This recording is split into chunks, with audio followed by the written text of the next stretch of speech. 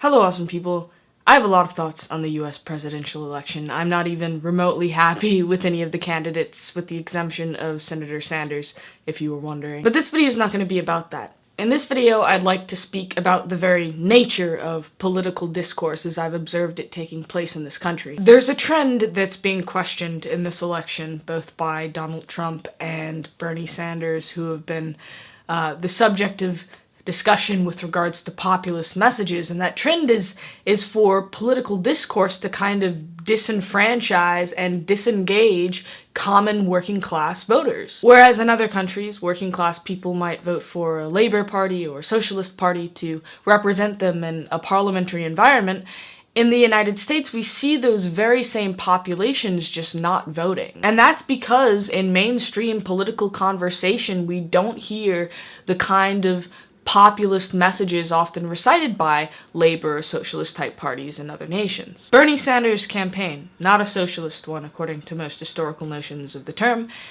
is to be commended. But we have to remember, as an American people, or whatever you want to call us, that the ideas that he holds and the policies that he's proposing are kind of basic. Providing people with basic healthcare to survive and free public higher education are not radical concepts in other developed nations, and rightly so. We are so obsessed with this American exceptionalist idea of ourselves that even modest reforms, not revolution, are faced with opposition against which reformers often have no chance. That opposition, though, relies on the inaction of other citizens, either due to privilege or due to some kind of ideological reconciliation. That is, ideas and rhetoric that ritualize national justifications for what would otherwise be perceived as injustice or inequality. This ideological reconciliation defines our political thought and conversation from very early on, childhood. It really shouldn't go unnoticed that a very large segment of the American population is so enamored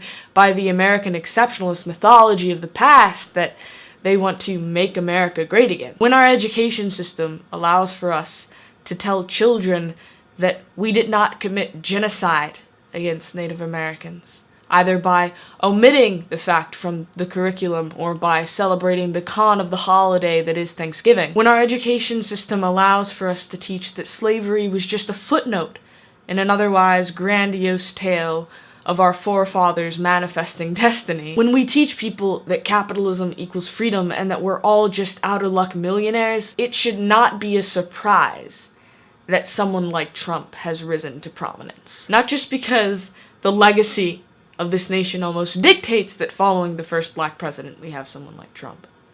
And not just because the Republican Party has been crumbling for years from within, but because Rome is burning. Because establishment politics haven't been working for anyone except for politicians and their financiers for a long time. Because even when we talk about sexuality or race or gender, it's still within the political fault lines of completely unregulated capitalism or partially regulated capitalism. Because we're still calling people like Roxane Gay radical when she supports Hillary Clinton, because A, it's better to have a white female aristocrat in the Oval Office than what has been previously so, right? That's how progress takes place. We can all pretend that we're surprised with Trump, disgusted that he's the fault of the Republican Party's growing extremism, and that way we can speak more sanctimoniously as progressives and leftists. But his message resonates for a reason.